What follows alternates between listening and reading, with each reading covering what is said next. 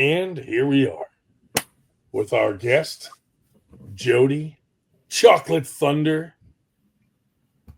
the man, the myth, the legend. What's up, everybody? And my co-host, Randy, for this Yes, sir. interview. We decided we're going to start doing some interviews.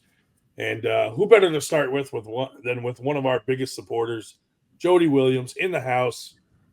Let's go. You see my statues there, right?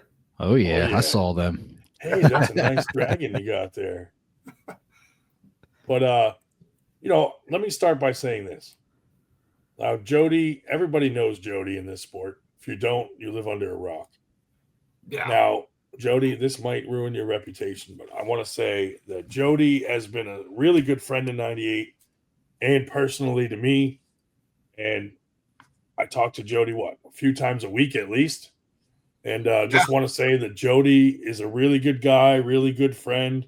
So, I just want people to know that because I value our friendship. And, some friends are more loyal than others. This is true.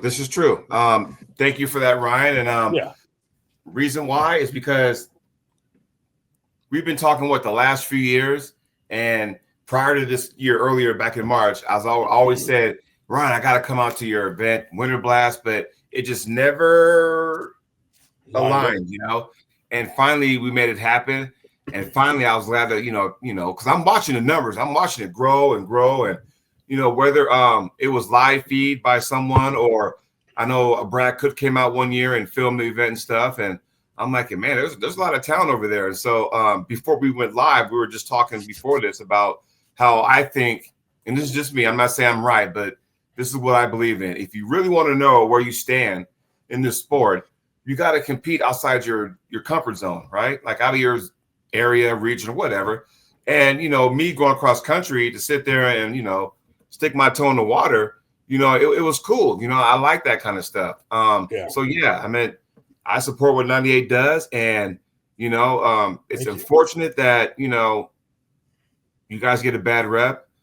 I believe a lot of that rep is going by what it used to be. And you guys are not that anymore. I think you guys have moved forward. I mean, you can just tell by your shows that you don't have the circus anymore on the show. You guys got more serious. Therefore, you got more opportunities to kind of expand 98. And it's taken over. It's like a plague, but in a good way, right? So you got 98, the franchise going on cross country. It's reached Canada. I'm sure it's going to reach even more, maybe Mexico. Who knows, But I think it's a good thing going. And for the love of me, I can't understand why people don't. And if they don't want to, hop on, that's fine. But I don't understand the negativity toward that. I never understood that. I mean, no matter who we were, I think it's just what we're doing that certain guys feel, not animosity towards us, but maybe like they feel threatened. I don't know what it is, but, what are you going to do? We're just moving forward, trying to focus. We've removed the few people that were making the podcast on Friday nights like a little too crazy. Got rid of those people. We're not getting into too much controversy on Facebook if we can avoid it. And like you said, just moving forward, focusing on the big picture, and it's been working out for us. So there you go. Congratulations on the franchise, by the way. And thank you. Like I say, it keeps growing and growing. I'm not sure who you want to contact in like Iowa, but just kind of throwing that out there. But if you could hit all the states, that'd be cool too. So it would be cool. Yeah, man. Yeah. So I'll let Randy kick it off with a question, and then we'll just go back and forth. Awesome. Yeah. So, our idea with this was we want to try to get people to know the athletes a little bit better. We know them as arm wrestlers. We see the videos or we go to the events live in person, but just trying to getting a little bit of backstory on some of the athletes. I think it's cool. It's interesting. Like maybe people can relate more to them, or maybe you have something in common with them. So what I wanted to ask you, basically who you are, where you're from, and how did you find out about arm wrestling? Okay, so Jody Williams, originally from Portland, Oregon.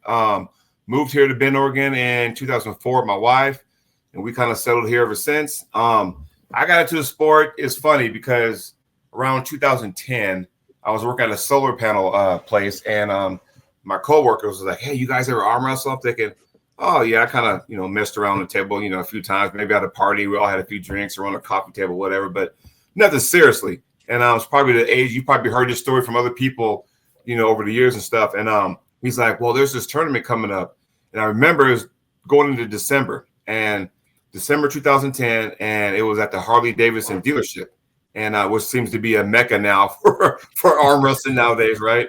So I was like, "Okay, well, what do we have to do?" He goes, "Well, it's a Toys for Tots deal, so you can either bring toys or canned foods. That will go toward the youth with the toys, people who need food. It goes to that. So I'm kind of a sucker for that kind of stuff because I like helping out. So I was like, okay, we can do something like that. So what are the weight classes? How does this thing work? So the first person I laid eyes on, honestly, matter of fact, I'll let you guys guess. Who do you think the first person I laid eyes on in this sport for me to kind of get an idea what this thing's all about? I mean, my go-to is always Devin, but yeah, I have a feeling maybe it's not that guy. No. I got a couple guesses. Maybe John Brezink. No. Travis. No, the first guy I laid eyes on was Alan Fisher. Oh yeah. Because my coworker at the time, his father-in-law was from California, and they would do tournaments down there, and so Alan always come, and so he's he was kind of good buddies with him. So of course he said, "Oh, you got to watch this video," and it's Alan Fisher. I want to say 2006, maybe 2007, Arnold Classic. Highlights of that, and I'm thinking he had the hair and stuff, and I'm watching over and over. I'm thinking, man, this thing's pretty cool, and I would watch that thing during my break, during my lunch, just so I can kind of get an idea of what this thing's all about. Because again, over a coffee table is one thing, but when you have like referees on each side, and you got an opponent, that's the real deal. So it's funny because at the time nobody had an arm wrestling table, so we go to my coworker's house, and he had like an old dresser, stood tall with all the drawers in it. We actually pulled on that. It's fucking funny because no one had an actual standard table with the pin pads and elbow pads and the peg. We just had actual, we'd use the non-competing hand to hold the side of the, dresser, and then compete here. We're kind of doing this and stuff. I'm thinking, oh, okay. But it reminds me of a Mac table, right? So, so we're kind of doing that. And I'm thinking, all right, are we pulling on dressers? Or no. It'll be actual tables. So I'm thinking, all right, cool. And so fast forward, I was like, well, before I got to that point, I was like, so what's the weight classes? Well, because it was like something small, it was like, okay, it's either 198 and under or 199 and over. Yeah. I'm like, probably walk around 205 maybe. So I'm thinking, all right, I'll cut for that, because I don't know a whole lot. And God forbid I get into a class with some guys like 250. It's like, you know what, I'll just cut the weight. So I cut the weight, I got under 198 because I was doing it in the salads at that point. And I was never a wrestler, so I didn't know how to cut weight like you're supposed to cut. So I just said, okay, I'll just cut that. I got to 196, whatever. And I'm thinking, all right, cool. So we get there. And I remember, my wife's there. My kids were young at that time. Even my in-laws came and stuff. And it was in the back of the showroom where they held the event. I'm thinking, man, this is kind of, am I getting set up? Am I getting punked over here? Like, what's going on? But we go in this back room, and all of a sudden there's like table set up. There's like a stand with like a bowl of chalk. I'm thinking, oh, okay. Is this normal? Is it always like behind the scenes and that kind of thing? And then people started showing up, and it was so small. The only person I got to pull was another coworker of mine, and I ended up beating him twice. So it's kind of like, oh, okay, so check this out. So how the sport has grown so much, and we had a ribbon. That was my reward, a ribbon, not a medal, not a plaque. It was a ribbon. Okay, so that was my first ever. like the ones they give to a cow at a fucking barn. The ones you got at a county fair, right? Fair, this cow came in first place. It's a blue ribbon and it said first place. I'm thinking I cherished that some bitch for a while too. So, and then that was cool. So now I'm hungry. Well, the guy who got me into the sport, rest his soul, he just passed away a few weeks ago. he got me to the sport, and he was like, okay, he said, hey, I tell you what, anybody that can pin me, I'll give you $100. I'm like, what's the catch? He's like 165 pounds, right? He goes, well, $10, and if you beat me, you get the 100. I'm like, all right, I'll take those odds, whatever. No one beat him, even the bigger guys, they couldn't beat him. But I said, there's got to be some kind of weird thing. Is he wearing one of those balance bracelets on or something? I don't know what's going on. I mean, there's no way this guy is 30 some odd pounds lighter than me, and I can't pin him. Like, what's going on? So I was like, okay, fine, whatever. I got my ribbon. Let's fucking go out to eat, whatever. And he pulled me aside before I left. He goes, hey, out of all the people, you're pretty strong. I think you got what it takes. If you're serious about this, give me a call. I'm thinking, okay. He goes, here's my contact number. Give me a call for the holidays. I'm like, all right, cool. So I waited till after Christmas and after New Year's. But within that window, I'm back on YouTube. I'm like, there's got to be more than just Alan Fisher, right? So I'm up here just stumbling upon Cobra Rhodes, right? And to this day, we're like that. And I consider him my uncle in the sport, And as a matter of fact, I love that guy so much that I have a souvenir from him, a bona fide 1999 WAF World gold medal from Russia. No way. Yeah. I could probably dig that bitch up. That is awesome. So, and that's a story in itself. But so I'm watching all kind of video stuff, right? So I'm thinking, oh, here we go. Look, right here. Here we go. So this is a bona fide WAF 1994. See if y'all can see this. From Cobra Rhodes. See that 99? Y'all see that? Yeah, dude. Yeah, and that's from awesome. And that's from Russia. That's cool, man. Dude, that's beautiful.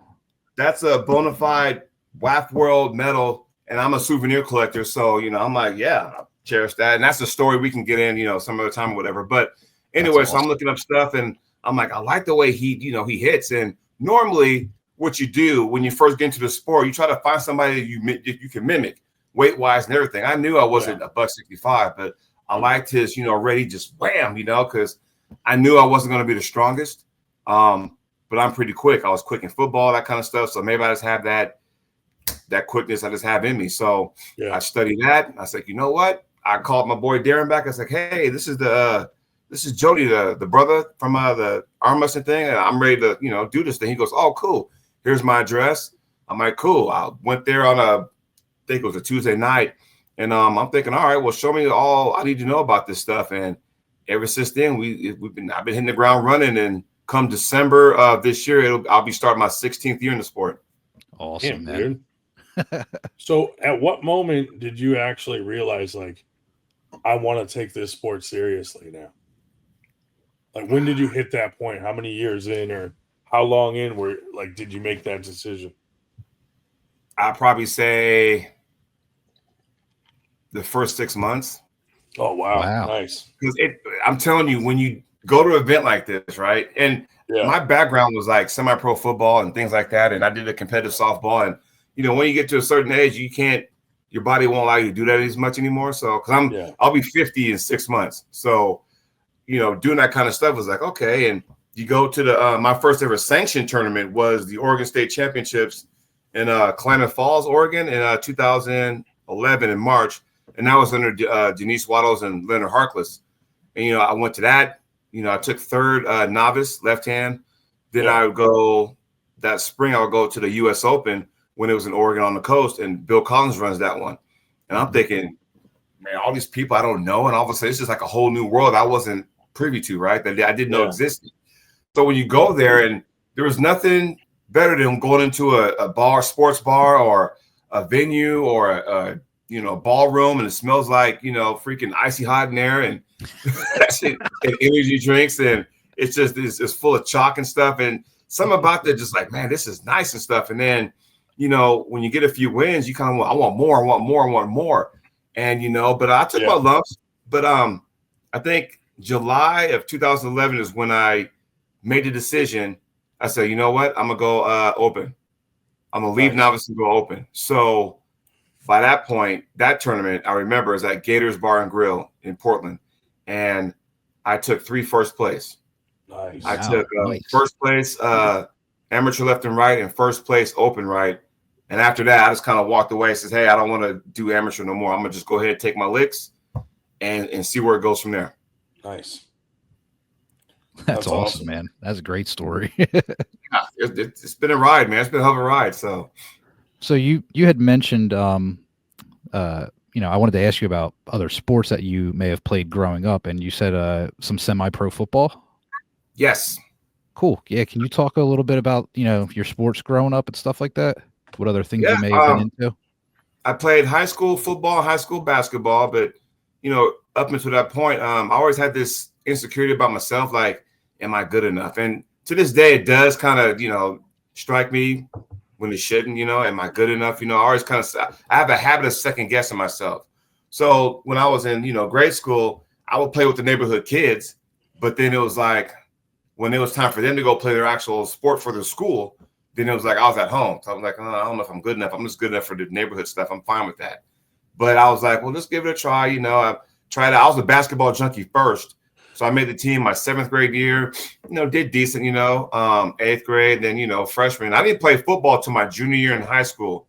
And it just so happens I was better in football than I was at basketball, which is weird, And then I shattered my wrist my junior year, junior year, like the end of the school year, going into my senior year, because I was trying to be cute. I was trying to show off in front of the girls. And this was back when I could actually dunk a basketball, right? So I had my buddy throw me an alley-oop, and it was almost like time to go from gym class to go to your next class. And all the girls would line up on the wall behind the, basketball hoop and kind of congregate before the bell rang.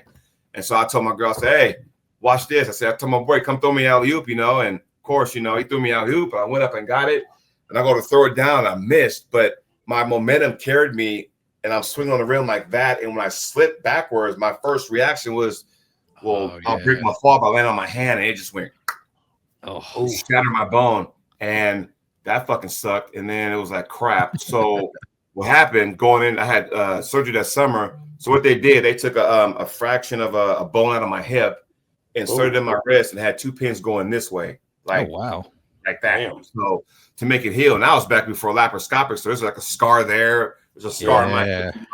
That was back in 1993. So, I mean, things were different. So, how impressed were the girls?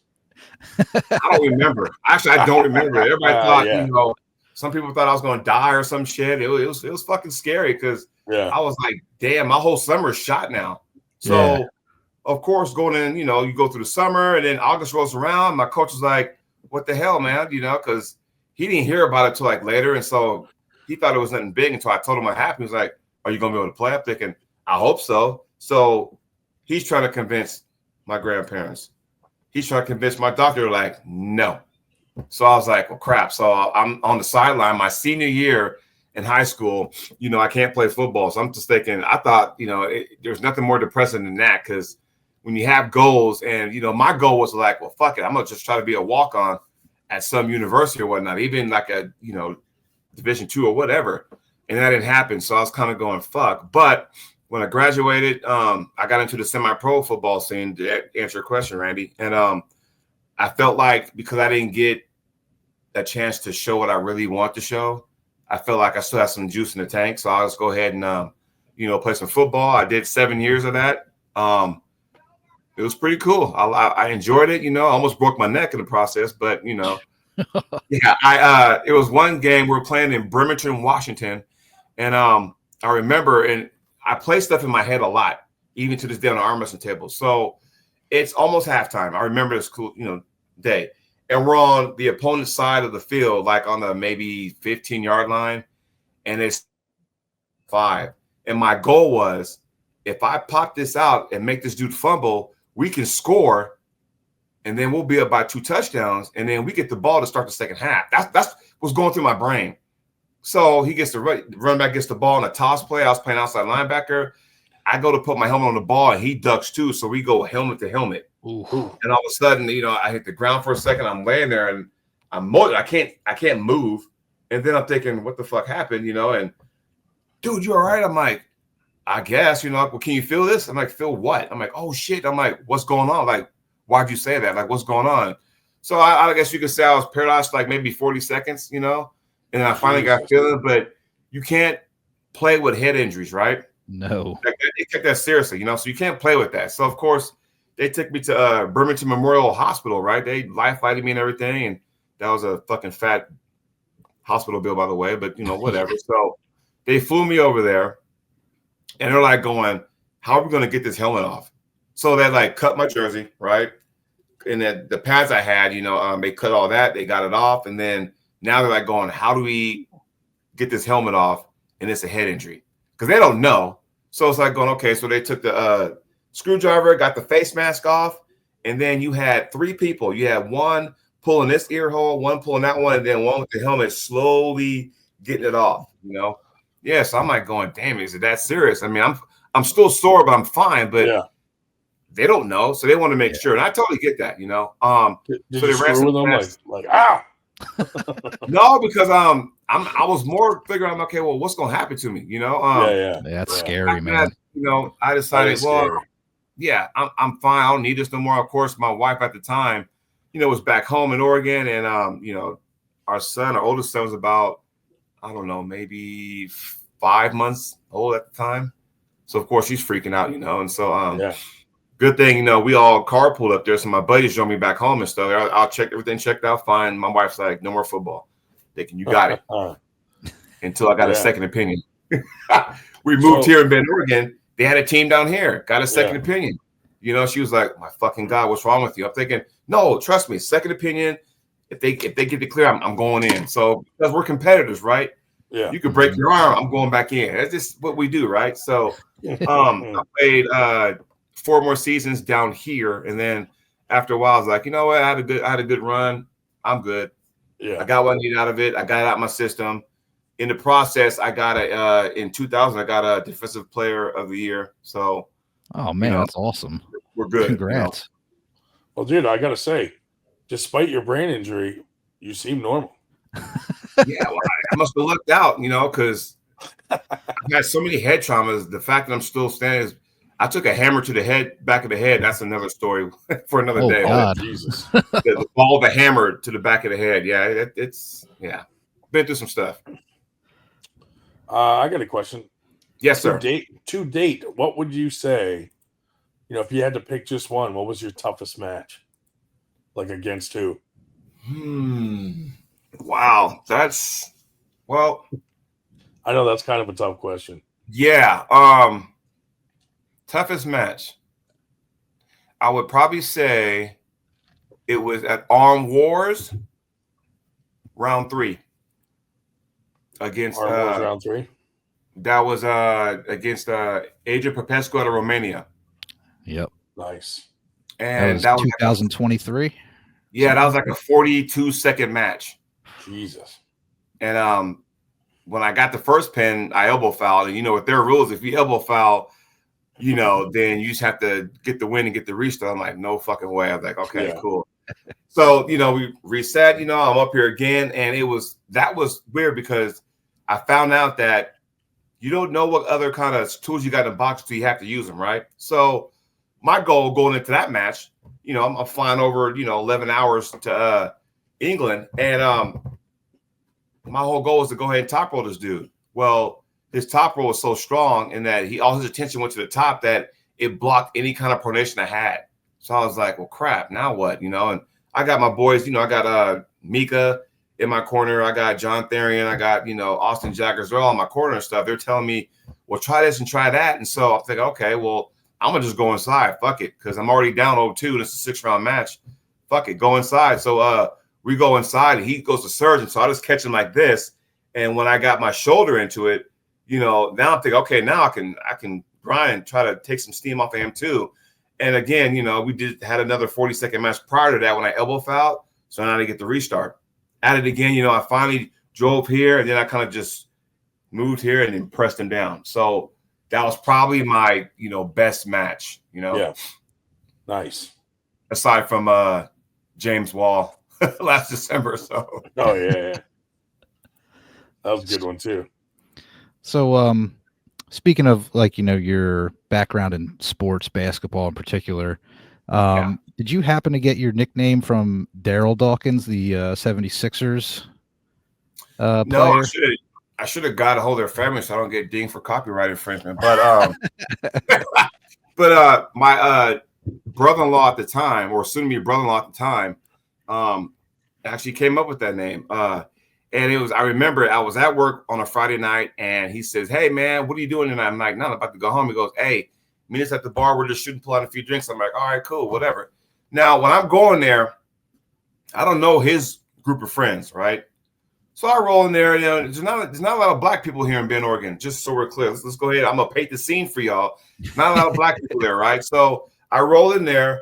I'm looking around. "Hey, what's up, dog? Like that? What's good, man?" And everybody's like going, "Like, well, who's this dude?" And of course, my brother-in-law already had a few down in the system anyway. "Oh, this is my man. This is Chocolate Thunder." I'm thinking, Chocolate Thunder. It just came out. I'm thinking, and the legend was born. Yeah, it was weird because he was hammered. So it was like, it just, whatever came out. So that's how the nickname came. It's kind of stuck with me ever since. I'm like, yeah, I'll roll with it. I'm not the originator because, as you know, Daryl Dawkins, God rest his soul, is the originator for shattering backboards and all that kind of stuff. So, but I try to market it, best I can. I think it's personally one of the best nicknames in arm wrestling. There's a handful of guys that have some good ones, and I think Chocolate Thunder's right up there with the best, personally. Appreciate that. Thank you. Absolutely. If you could arm wrestle one person, dead or alive, that you have not arm wrestled, who would it be? Just one? Yeah. I would love to grip up with Gary Goodrich. Oh, nice. Out of Canada. Yeah. Just to see, and honestly, I would love to sit down and talk to some of these guys just so I can I try to be a arm wrestling enthusiast, I like to know the history of it. So for one of these days to sit down with that guy, somebody like him, and just kind of go, "Hey, what was it like pulling those Yukon Jack tournaments? Where you're dominating, WAF Worlds, and I know WAF Worlds now is not what it used to be. We understand that now, but just to sit there and get his perspective of it, that would have been nice to know, and just to kind of grip up with him. That'd be kind of awesome. And that would make my day, because I've gripped up with Michael Todd and Travis and Don Underwood, just kind of mess around the table. But to grip up with Gary, just to kind of pick his brain and stuff, that'd be awesome, Yeah. Yeah.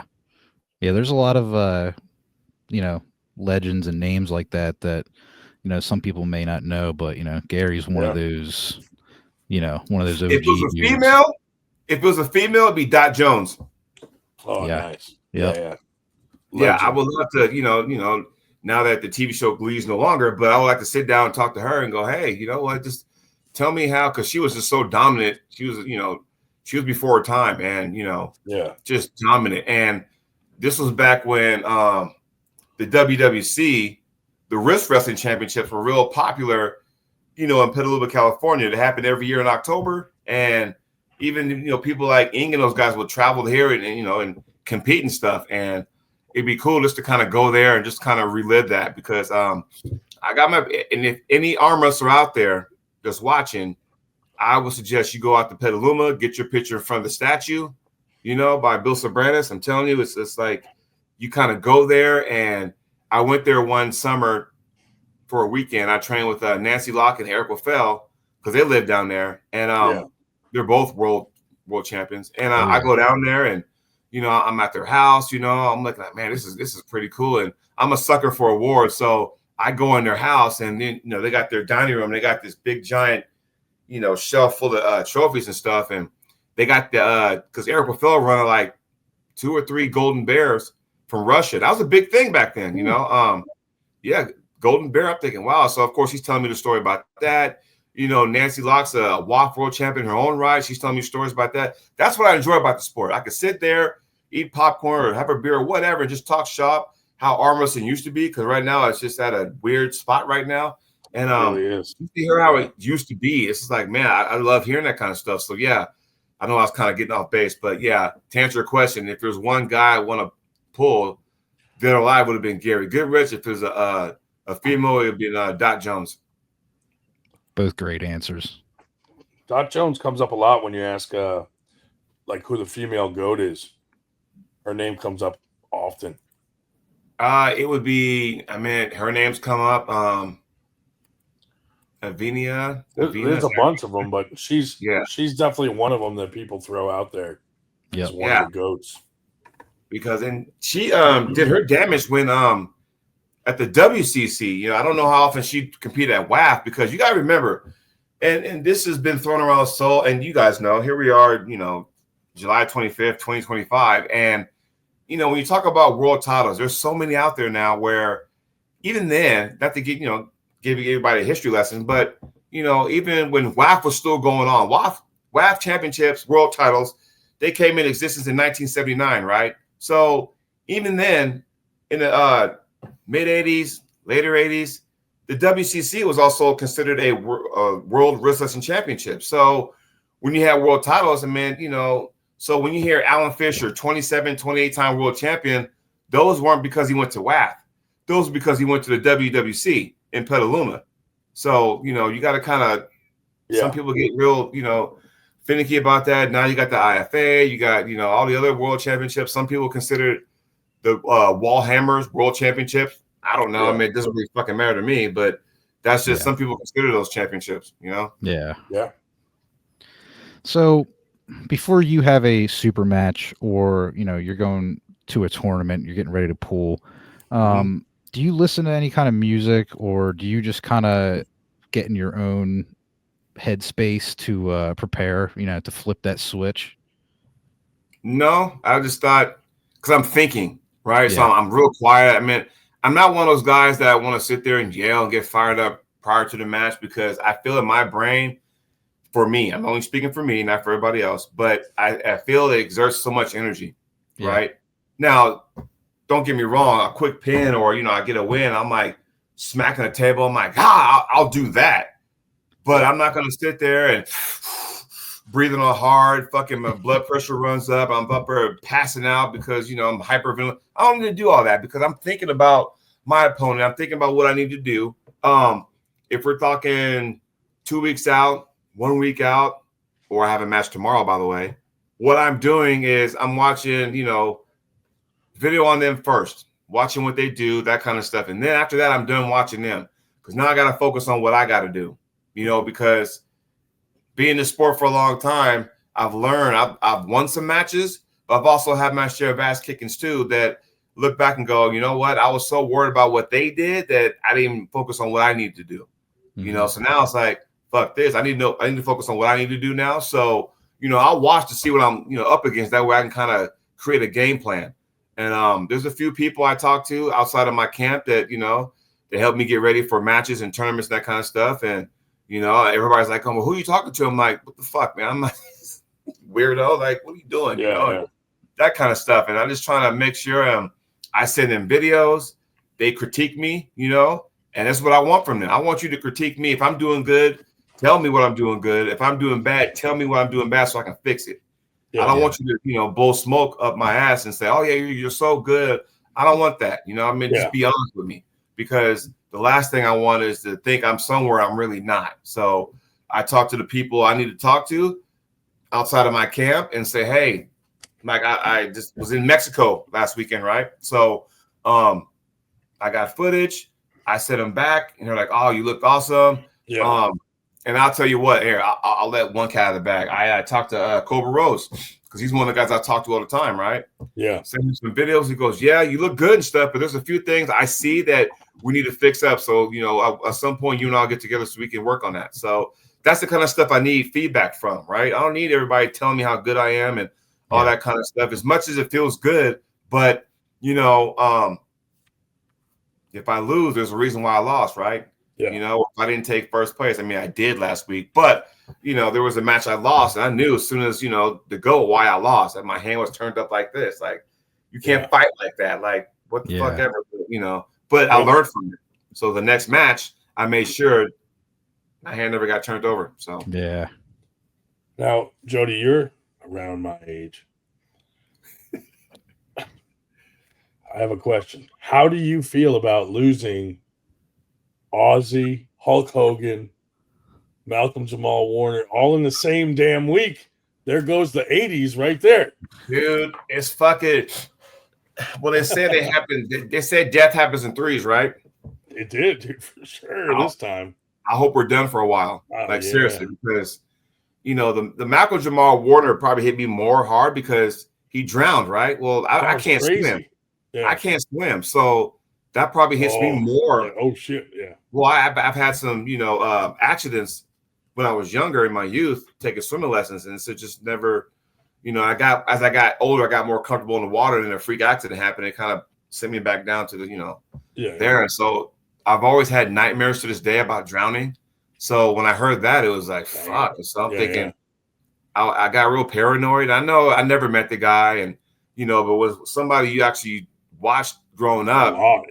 Cosby Show every Thursday night, 8 o'clock. We all watched it. So it's kind of like to hear how he passed away. I was like going, dude, that kind of hit hard because I'm thinking he died of a situation that I'm terrified of. Right. That makes sense. Yeah. So, then all of a sudden, I can't even we're still trying to digest that. And then here comes Ozzy Osbourne. I'm thinking, what the fuck? Did he just perform not too long ago? Yeah. I'm thinking, what the fuck is going on? And then you throw fucking Hulk Hogan? Right. And then all of a sudden, Hogan, I'm going, okay, what the fuck is going on? I'm thinking, okay, if it's a bad dream, I think now it's time for my alarm to go off, right? They're killing my childhood. I thought they were trying to ruin my childhood this week. No, but I'm talking to some of my close friends, and I'm like going, who would have thought that Ric Flair with all his dude would outlast him because because it's funny. Hogan was healthier than most of those guys. Right. Well, I mean, Hogan had the multiple back and hip replacement. He was all jacked up. You can only do that leg drop so many times. You need hip replacement surgery. He had that weird porn film release. Oh god. That weird leak. Yeah, what was that fucking? I don't know. He was looking at SpongeBob, not SpongeBob, but fucking. It was someone, and it was weird. Who's the guy? Sponge. The hell is his name? But it was his either ex-girlfriend or current girlfriend, whatever. And the whole thing was just weird in itself. But I really feel bad for his kids. It's just like it just sucks because it's like, damn. As much as we all kind of poke fun at people, then this coming, so it kind of you got to kind of rein it back in, and just kind of go, damn, it's you don't wish that upon anybody, Yeah. That was a rough week seeing all that. Yeah. So, Jody, what's coming up for you the rest of this year? I know you said you're pooling tomorrow. Yes, I am pulling at the Joe Woody Invitational, and what that is a tournament where all proceeds go to suicide prevention. Nice. So it's one of those tournaments I've been doing since 2013. And it's gotten bigger. And, for me, it's just to go have fun, see some friends of mine. I do have a match against one David Till out of Idaho.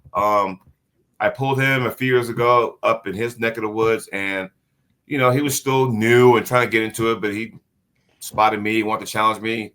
Okay, that's cool. So I go up there and we pull 6 rounds. I end up beating him 5-1.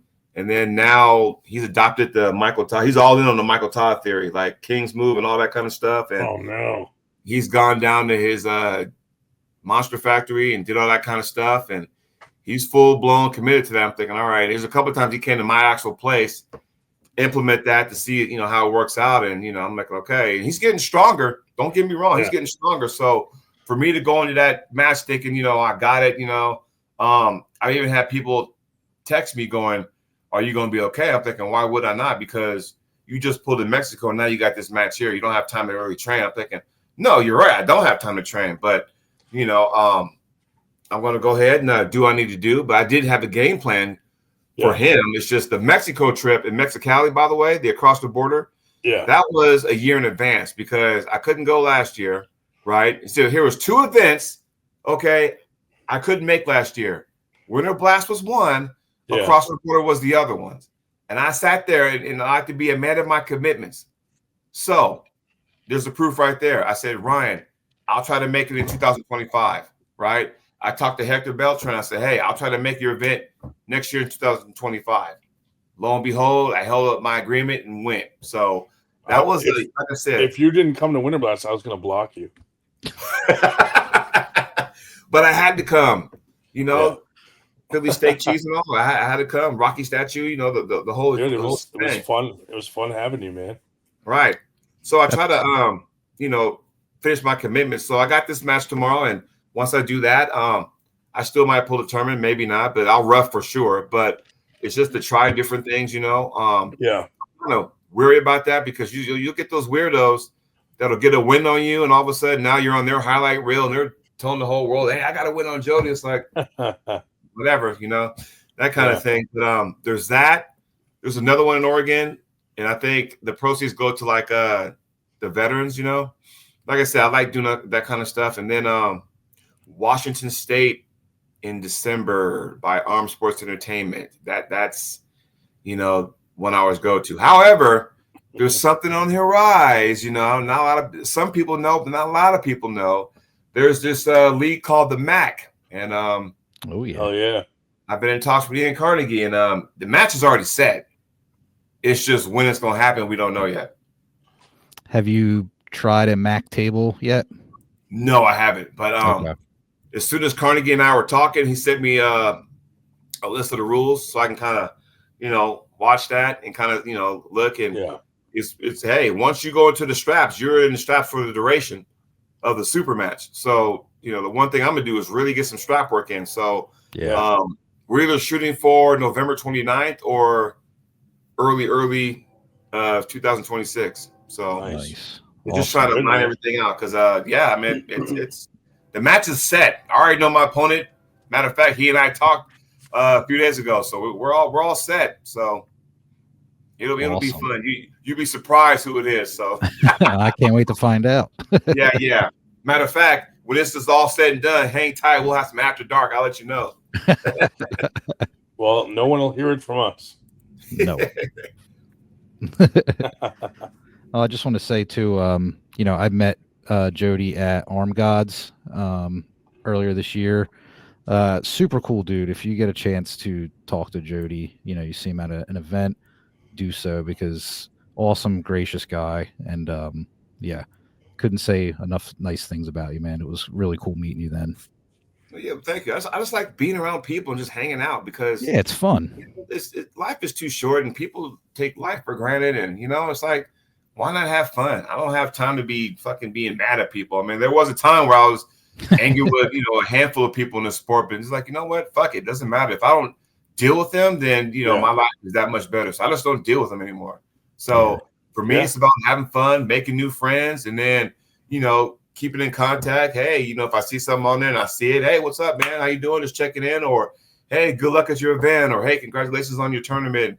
That kind of stuff. I just like to keep it, you know, 100. So yeah, absolutely. One of the funnest moments of the weekend was when we were all in that little weird pub, just hanging out, talking. That was, to me, that was a lot of fun. You know. Okay, so this is the kind of stuff I'm talking about, right?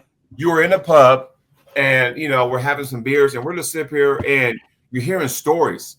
Yeah, that's all. I mean, we're just sitting here enjoying. You're hearing Dan Earthquake from the UK just telling stories, and I'm enamored because I'm thinking, I'm like this, you know, listening and tell a story and stuff, and we're swapping all kind of stuff, and you got Marcus doing his thing, and Paul Maiden is shitting, and the guys, you know, from there, and it's like that's having a good time for me. Yeah, that's what that's all about. I'm just sitting up there, not all that little dumb shit and all that other bullshit I just don't really appreciate, but it's just like it's just having fun. We're sitting up there chit chatting. No, we're all on the table.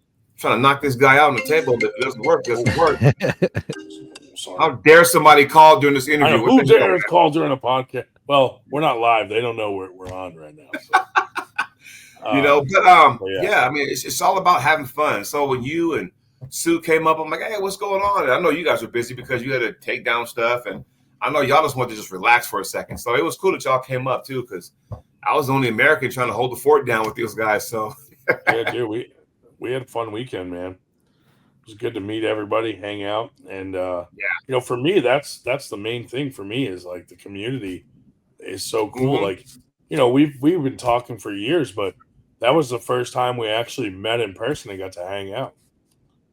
Yeah, so that was pretty cool. That whole weekend was just an experience in itself. So you know, you get there, you know, on what was it, Thursday or Friday? No, Friday. I got there Friday, and you know, you get to the hotel, and all of a sudden, hey, you know, we got an itinerary. That's how you know, like, this is going to be something important. You get a group chat. Okay, here's our itinerary. You got to be here for weigh-ins. You got to meet me in this room to get your jersey. You got to meet me in this room for the rules, thing. I'm thinking, man, this is big time stuff over here. So I'm doing that, and having a good time. No, it was Thursday I got in town. That's right. And then I'm having a good time. And all of a sudden, you wake up the next day. It's the day of the super match. And you got to go there. You're signing shirts and stuff. And you're practicing your walkout, with the pyro and everything. So I'm thinking, wow, right? Like, man, I ain't never had this before. And it's just cool. It's awesome. Thinking, all right, cool. You do that, you're under the lights, and you got the James Brown impersonator there and all that kind of stuff. And it was fun, and had a good time. Yeah, I got smacked 4-0, but still, I had a good time and stuff. And it was cool because here I am. I told myself, all right, James Beach was my opponent. Cool, awesome guy. Don't have one negative thing to say about that. That guy is the man. Super nice guy, yeah. I'm going to bring a LOD hoodie for him.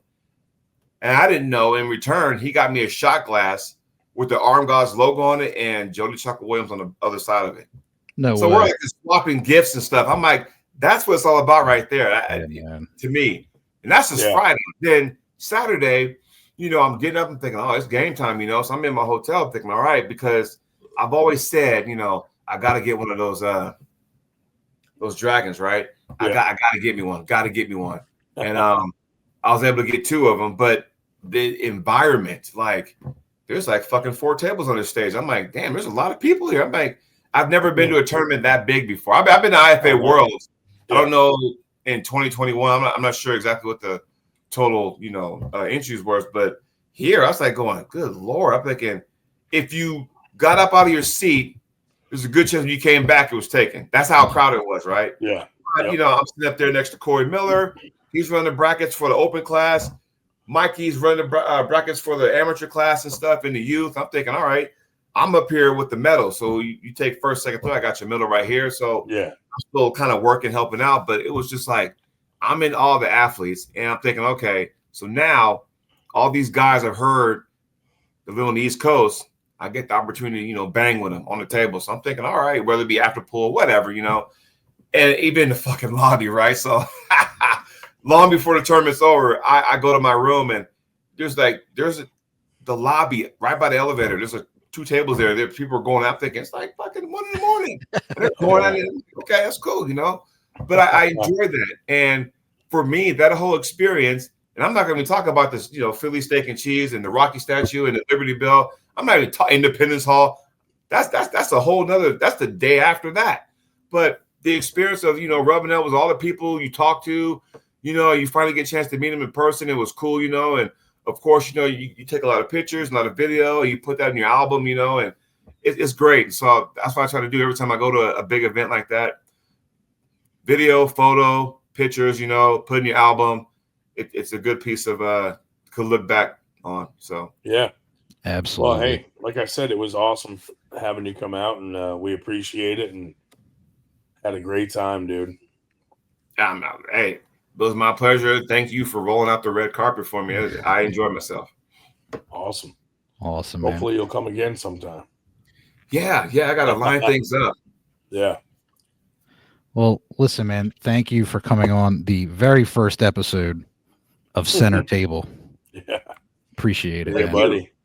I should probably use that title because and say control center of the table so I don't get taken that.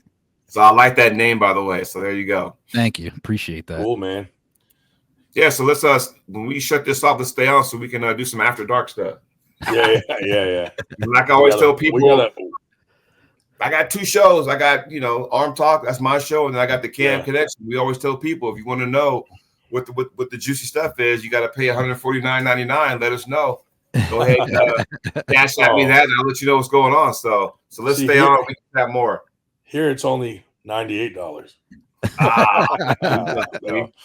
All right, we're gonna end this, but I want to say thanks, and this was awesome for our first episode. We're glad to have you on. Nice. Thank you.